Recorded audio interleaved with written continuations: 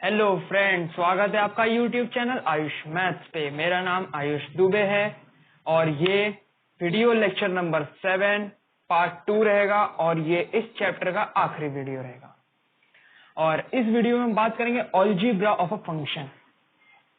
Algebra of a function में हम लोग बात करेंगे कि फंक्शन को कैसे ऐड किया जाता है, कैसे सब्ट्रैक्ट किया जाता है, कैसे मल्टीप्लीकेट किया जाता है, कैसे डिवाइड किया जाता है।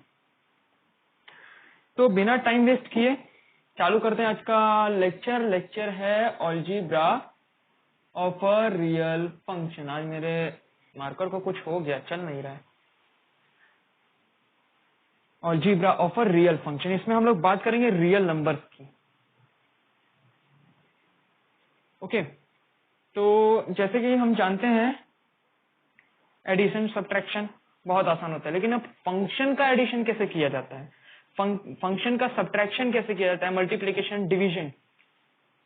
तो पहले हम बात करेंगे एडिशन ऑफ अ फंक्शन की। एडिशन ऑफ अ फंक्शन, ठीक है, एडिशन ऑफ अ फंक्शन। अब मान लो हमारे पास कोई फंक्शन है f सच दैट कि वो फंक्शन क्या है, x का फंक्शन r के साथ है, ठीक है। एंड दूसरा दे दिया g of x to r, g of x to r, yes दिख रहा है, अच्छा दिख रहा है, g of x to r, ठीक है। अब यहां पर बोला गया इसका फंक्शन बनाना है, तो या तो हम लोग इसको ऐसे बना सकते हैं f plus ji of x, या तो फिर सिंपली तरीके से एडिशन फंक्शन बन जाएगा f of x plus ji of x।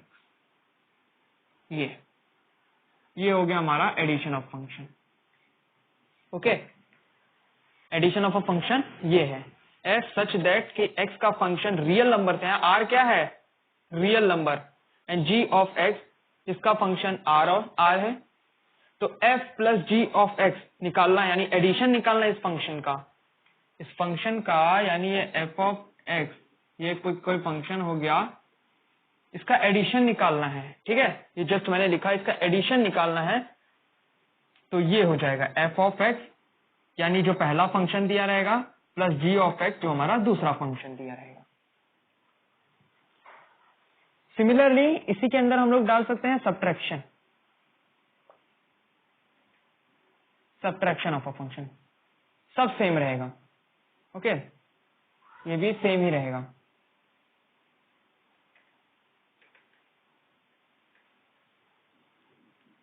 Same रहेगा इसके अंदर भी केस। मान लो f of x function to r and g such that x function to r। तो अगर हम लोगों को निकालना है f minus G of x, ठीक है, f of g minus x, तो ये क्या हो जाएगा, f of x minus G of x। ये फंक्शन हो जाएगा सब्ट्रैक्शन के लिए। वैसे इनके क्वेश्चन ज्यादा इंपॉर्टेंट है नहीं, ठीक है, इनके क्वेश्चन ज्यादा इंपॉर्टेंट नहीं है और ज्यादा पूछे भी नहीं जाते हैं। ये चैप्टर का एक लिमिट तक ही यूज होता है, रिलेशंस एंड फंक्शंस का बहुत लिमिट तक ही यूज होता है। अब क्लास 12th में रिलेशन एंड फंक्शन का कोई और कॉन्सेप्ट हमको मिलेगा, वो पढ़ना होगा। ये सिर्फ 11th के कॉन्सेप्ट के लिए, हाँ कुछ यूज हो सकते हैं 12th में, ऐसी बात नहीं है, बट फिलहाल तो अभी ये सब यूज सिर्फ 11th के लिए है, ठीक है। यही चेक देता हूं, बाकी दो और भी, सब्ट्रैक्शन हो गया और मल्टीप्लीकेशन हो गया, ठीक है। Third multiplication of a function.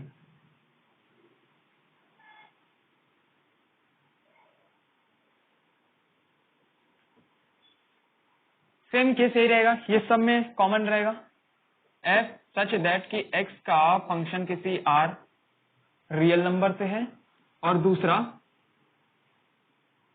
g such that, ये दो अलग अलग फंक्शन है, ठीक है, ये दो अलग अलग फंक्शन है, क्योंकि मल्टीप्लीकेशन, एडिशन, सब्ट्रैक्शन हम किसी दो चीज के बीच में निकालते हैं ना, तो ये अलग अलग फंक्शन है।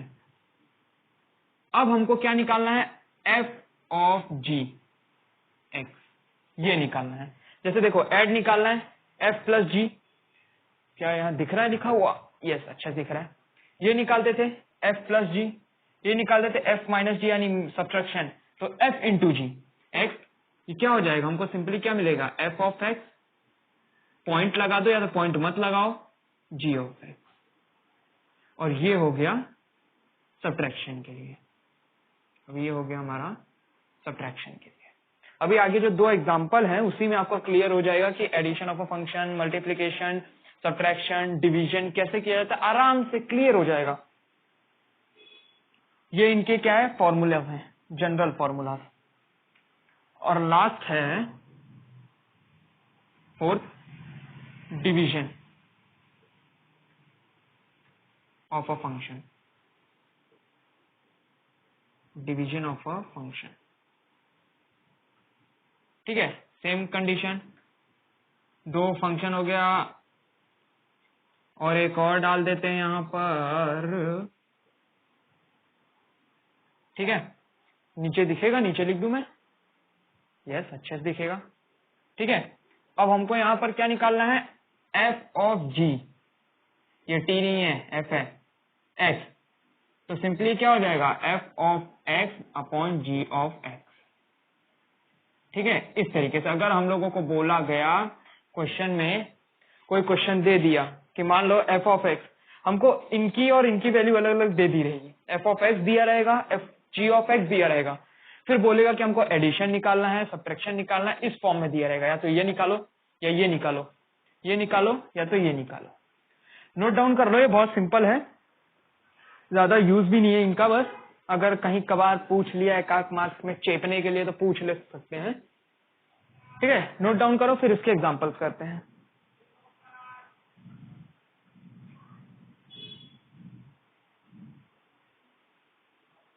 तो ये लिया हमने एग्जांपल नंबर 60। एग्जांपल नंबर 60 में देखो, एफ ऑफ एक्स, एक फंक्शन की वैल्यू एक्स स्क्वायर दे दी है और दूसरे फंक्शन की वैल्यू 2x प्लस 1 दे दी है, यानी दो फंक्शन की वैल्यू मिल चुकी है और उसको माना गया कि टू रियल फंक्शन है। ठीक है, where X belonging to real number, where X belonging to real number, ये है। अब हमको फाइंड क्या करना है, फाइंड करना है फंक्शन का सब्ट्रैक्शन, फंक्शन का एडिशन, फंक्शन का मल्टीप्लीकेशन एंड फंक्शन का डिवीजन। तो सबसे पहले फाइंड करेंगे subtraction, first part, F minus G of X, या तो इसको ऐसे भी लिखा जा सकता है, F of X minus G of X, लिखा जा सकता है इसको, एक्स इसमें मल्टीप्लाई होगा, एक्स इसमें मल्टीप्लाई होगा, तो ये दोनों मिलेगा। सिंपली क्या करना है, F of X minus F of J X करना है। एफ ऑफ एक्स क्या दिया है, X square, minus sine, G of X क्या दिया है, 2x plus 1, 2x plus 1, this is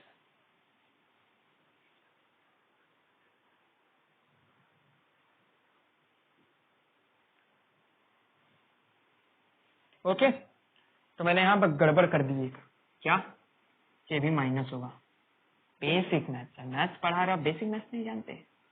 चलो, ये आ गया हमारा, क्योंकि ब्रैकेट में होगा ना, तो ये माइनस और ये प्लस है तो ये भी माइनस हो जाएगा।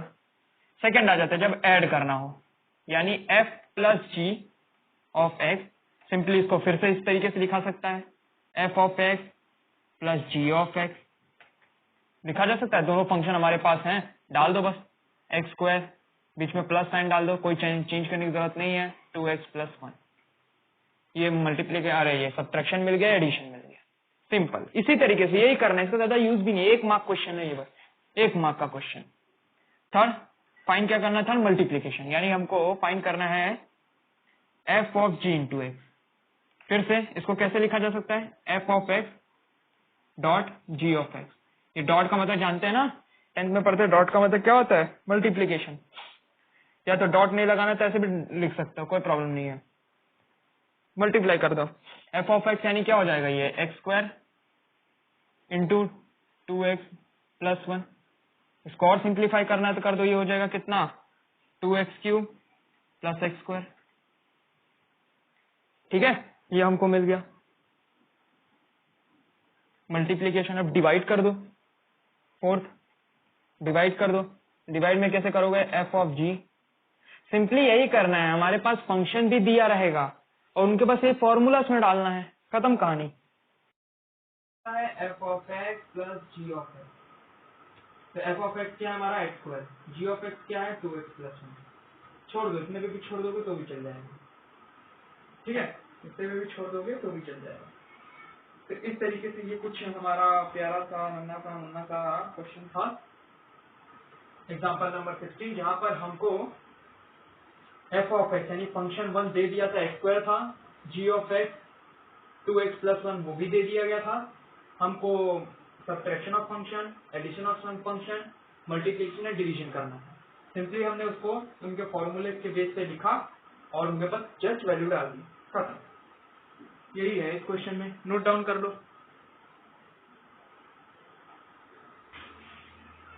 ओके, एग्जांपल नंबर 17, ये भी बहुत सिंपल सा क्वेश्चन है, डायरेक्ट बस वैल्यू लिखनी होती है, सॉल्यूशन, ठीक है। पहला क्या दिया हमको, f plus ji of X यानी एडिशन करना है, तो इसको पहले सिंपल फॉर्म में लिख दो, f of x plus ji of x. f of x की value √x plus ji of x कितना दिया है, x, ये आ गया आपका आंसर। ये हमको f ऑफ एक्स एडिशन मिल गया, सब्ट्रैक्शन करना है f minus G of X, ठीक है। फिर से सिंपल फॉर्म में लिखेंगे, ठीक है, f ऑफ एक्स बस यहाँ पर क्या आ जाएगा, माइनस, खत्म। अब मल्टीप्लाई करते हैं, मल्टीप्लाई में f into G of X, ये हो जाएगा f of X dot G of X, dot का मतलब मल्टीप्लीकेशन होता है, x इंटू एक्स, या तो इसको लिख सकते हैं इस तरीके से, ओके, इस तरीके से भी लिखा जा सकता है, चाहे इतने पे रखो चाहे इतने ऐसे लिखोगे ज्यादा अच्छा लगता है, मेरे को तो ऐसे अच्छा लगता है। अब नेक्स्ट निकालना है डिवीजन, ये हो जाएगा f of X upon G of X, ये हो जाएगा √x, √x क्यों ले हैं क्योंकि f ऑफ एक्स √x दिया और g ऑफ x डन, निकला है। बहुत हलवा, बहुत सिंपल सा क्वेश्चन, इससे और एग्जांपल मैं नहीं लूंगा कि सिंपली क्या करना है, f of x, g of x दिया रहेगा, फिर हमको ये 2 दिया रह सकता है, ये 2 दिया रह सकता है, कोई भी पूछ सकता है, उसको सिंप्लीफाई कर दो, फिर वही f ऑफ दोनों फंक्शन की वैल्यू डाल दो, खत्म। नोट डाउन कर लो इसको भी।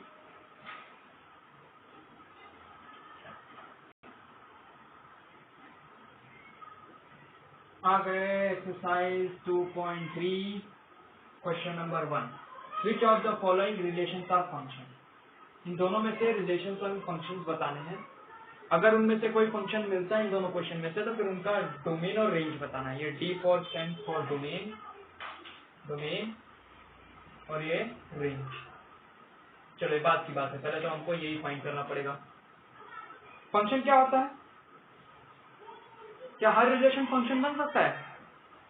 एक स्टेटमेंट जब मैंने फंक्शन स्टार्ट किया था तब मैंने लिखा भी था बोर्ड पे कि सारे फंक्शन मतलब सारे रिलेशन, या तो उल्टा करते हैं या सही जान, सारे रिलेशन फंक्शन नहीं हो सकते, ठीक है। ये दोनों रिलेशन है, अभी बताऊंगा सारे रिलेशन फंक्शन के लिए, बट सारे फंक्शन रिलेशन हो सकते हैं। फिर से रिपीट कर रहा हूँ, सारे रिलेशन फंक्शन नहीं होते बट सारे फंक्शन रिलेशन होते हैं। तो फंक्शन जानने के लिए कि ये फंक्शन है कि नहीं, तो सिंपली जिस प्री इमेज के पास एक इमेज, एक यूनिक इमेज होगा वही फंक्शन है। प्री इमेज मतलब ये सारे पहले नंबर वाले जो हैं वो हमारे प्री इमेज और दूसरे नंबर वाले इमेज, ठीक है। डायग्राम से बताते हैं। फॉर फर्स्ट, जो पहले वाले के लिए है ये और ये, अगर देखा जाए तो इमेज हमारे पास सिर्फ 1 है, यानी ये सिर्फ 1, और प्री इमेज क्या है, 2 है, 5 है, 8 है, 11 है, 14 है, अंडा थोड़ा बड़ा बनाना पड़ेगा क्योंकि एक और है, 17 भी है, 17, ठीक है। 2 का रिलेशन 1 के साथ दिखा रहा है, यस। 5 का रिलेशन 1 के साथ है, ठीक है। सबका 1 के साथ ही बना दो, 1 के साथ, ये। तो अगर इनके रिस्पेक्ट में देखा जाए, ये प्री इमेज के रिस्पेक्ट में देखा जाए तो सबके पास एक यूनिक इमेज है, दैट इज 1, ठीक है। एक यूनिक, देखो 2 का भी क्या है, 1 है, और फिर 5 का भी क्या है, 1 है। इनके हिसाब से तो ये यूनिक हुआ ना, इनके पास एक इमेज है। ये सारे के सारे क्या होता है, प्री इमेज, और ये इमेज, और जिस प्री इमेज का सिर्फ एक इमेज होगा वो फंक्शन होगा, ठीक है। तो यानी ये तो फंक्शन हो गया, तो इसमें पहले डोमेन बता देता हूँ। डोमेन क्या होगा, ये सारे के सारे डोमेन होंगे 2 से लेके 5, 8, 11, 14 एंड 17, ठीक है। और रेंज क्या होगा, सिर्फ ये 1 विल बी द रेंज, ठीक है, 1 विल बी द रेंज। अब मान लो, यही मैं बता दे रहा हूँ कि फंक्शन तब नहीं होता कि अगर मान लो इसके साथ एक और नंबर होता है, ठीक है, ये जब बता रहा फंक्शन, और 2 इसके साथ भी होता। अब 2 का यूनिकनेस तो रह ही नहीं गया ना, देखो 2 के पास क्या हो गया, 1 भी है और 2 के पास 2 भी है। और फंक्शन होने के लिए क्या होना चाहिए, यूनिक इमेज, यूनिक इमेज होना चाहिए, सिर्फ एक इमेज होना चाहिए। बट 2 के पास तो 2 इमेज हो गए, फंक्शन रह ही नहीं गया। रिलेशन है, रिलेशन है, ठीक है, तो क्या है, रिलेशन ही दिखा रहा है ना, रिलेशन है। बट फंक्शन होने के लिए एक ही इमेज होना चाहिए, 2 इमेज नहीं होना चाहिए। बस ये बात ध्यान रखो, फंक्शन का क्वेश्चन होता है, ठीक है। ये डोमेन और रेंज कॉपी कर लिया, ओके। अब सेकंड वाले देखते हैं, सेकंड के लिए जाते हैं, ठीक है। वैसे मैंने थर्ड लिया है, सेकंड वाला होमवर्क में दे दिया है, बहुत सिंपल है वो भी, ये और ये लो विजुअल डायग्राम। तो इसके अंदर हमको देखा जाए तो 2 हमारे पास प्री इमेज है, हाँ प्री इमेज है, 1 and 2 रिपीट नहीं करेंगे। और इसके अंदर है 3, 5, 2 ही, ठीक है। अब 1 का रिलेशन 3 के साथ है, ओके। 1 का रिलेशन 5 के साथ भी है, 2 का रिलेशन भी 5 के साथ भी है। 1 का तो 2 इमेज हो गया, यानी यूनिकनेस तो चली गई इसकी, यानी फंक्शन है ही नहीं। फंक्शन नहीं है तो हम डोमेन एंड रेंज ही नहीं फाइंड कर पाएंगे, फंक्शन नहीं है तो हम डोमेन एंड रेंज ही नहीं फाइंड कर पाएंगे। सिंपल फंडा है। फंक्शन फाइंड करने के लिए हमको ये देखना है कि प्री इमेज का 2 इमेज ना होना चाहिए, सिर्फ एक इमेज होना चाहिए, ठीक है। ऐसे हो, ठीक है। कई प्री इमेज के इमेज ऐसे इस तरीके से हो सकते हैं, लेकिन पर अगर इमेज प्री इमेज देखा जाए, पूरे एक को देखा जाए, तो उन सबका एक ही इमेज यहाँ पर मिलना चाहिए, यानी उनकी पेयरिंग सिर्फ एक से ही होनी चाहिए, एक से ज्यादा नहीं होनी चाहिए। यहाँ पर देखो, इसकी पेयरिंग एक से ज्यादा है, 3 के साथ भी है, 5 के साथ भी है, फंक्शन रह ही नहीं गया, ये यूनिकनेस चली गई। ये चीज में देखना है फंक्शन। नोट डाउन कर लो इसको भी।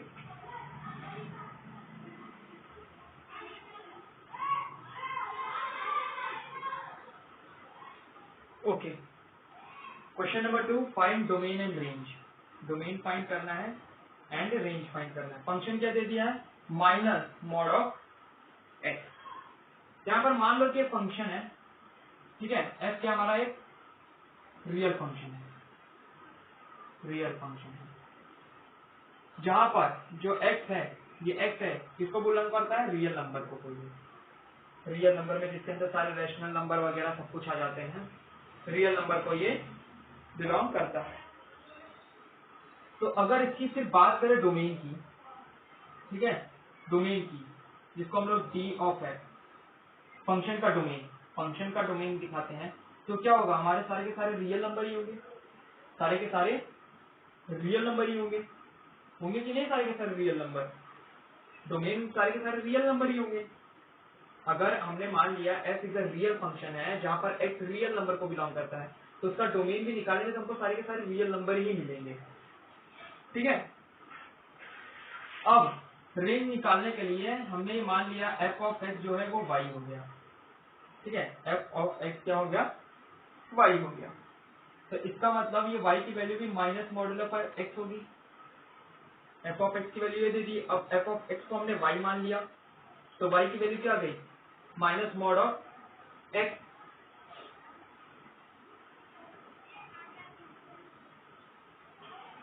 अब हम ये जानते हैं, मैंने पिछले लेक्चर में बता दिया था कि f of x equal to mod of x ये दिया हो तो किसका फंक्शन होता है, ये मॉडुलस फंक्शन होता है, मॉडुलस फंक्शन होता है। अगर नहीं देखा तो लेक्चर नंबर 6 इसमें देखो, पार्ट 1 में सम फंक्शन सर में ग्राफ में फिर मॉडुलस फंक्शन होता है, और उसका ग्राफ इस तरीके, ये उसका जनरल ग्राफ का जनरल फॉर्मूला होता है, वही चीज यहाँ पर है। अब माइनस लग गया, यहाँ पर आगे माइनस लगा है, तो इसका मतलब इसका रेंज कहाँ तक होगा, माइनस इंफिनिटी से 0, ये हमारा इसका रेंज आ जाएगा। माइनस लगा, इसके लिए हमने माइनस इंफिनिटी से 0 तक कंसीडर किया है। इक्वल टू उसको लिख सकते हैं आर ऑफ एक्स, यानी फंक्शन का रेंज। नोट डाउन कर लो इसको भी। और इसका जो सेकेंड पार्ट है वो होमवर्क में है। वो क्वेश्चन आप ट्राई कीजिए, नहीं आ रहा है तो आप उसको कमेंट में लिखिए, मैं आपको वहां पे सॉल्व करके दूंगा। ओके,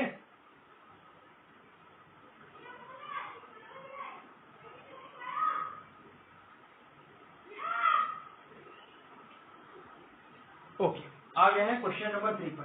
क्वेश्चन नंबर 3 दिया है, a function f is defined. हमारे पास ये फंक्शन दिया है, फंक्शन किस में 2x-5, ठीक है।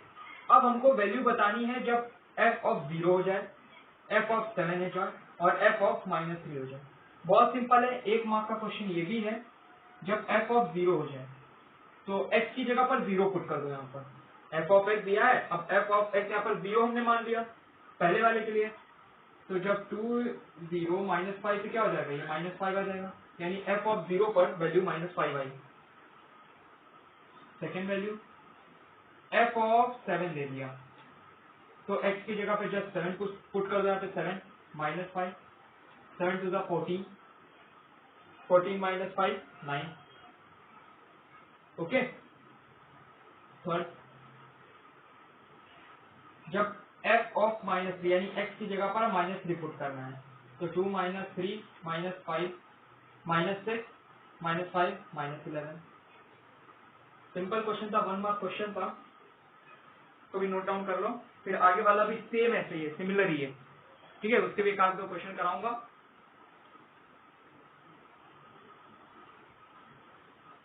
Okay, question number 4। Question number 4 दिया है हम लोगों को कि हमारा कोई फंक्शन है, वो टेम्परेचर में दिया हुआ है, और ठीक है, वो डिग्री सेल्सियस में उसको फ़ारेनहाइट में बनाना है। फ़ारेनहाइट का फॉर्मूला, बट यहाँ फंक्शन टी ऑफ सी लेना है। एक्चुअली हमको ये क्या बनाना है, फ़ारेनहाइट में ही बनाना है, ठीक है, फ़ारेनहाइट में बनाना है, लेकिन हमको फंक्शन इस फॉर्म में दिया हुआ है।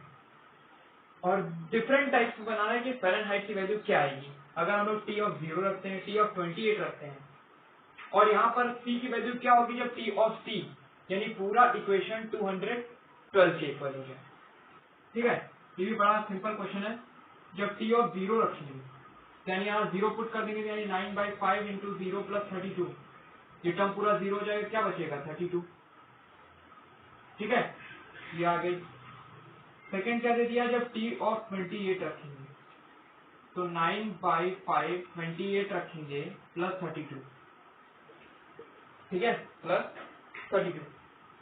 इसको करेंगे कितना आ जाएगा, 252/5 प्लस 32। एलसीएम ले लो इसका, 252 प्लस 160/5, ठीक है, प्लस 160/5, दैट इज 412/5।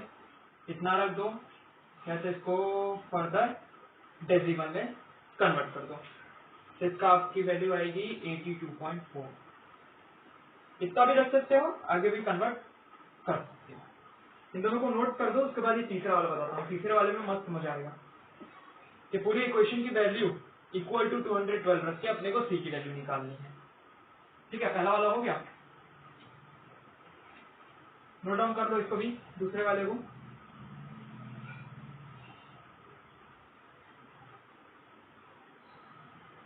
अगर आप लोगों को लग रहा है कि मैं फास्ट पढ़ाता हूँ, तब प्लीज वो भी कमेंट करें, जिससे कि मैं मेरे गति पर भी नियंत्रित रख सकूं।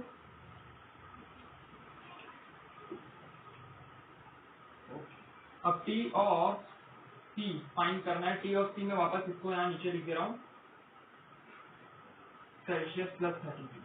अब ये पूरा इक्वेशन, ये पूरा इक्वल टू कितना हो गया, 212, ठीक है। अब हमको यहाँ पे सी की वैल्यू फाइंड करनी है, तो इसको इस साइड लेके जाओ, क्या हो जाएगा, 9/5 की प्लस 32, ओके।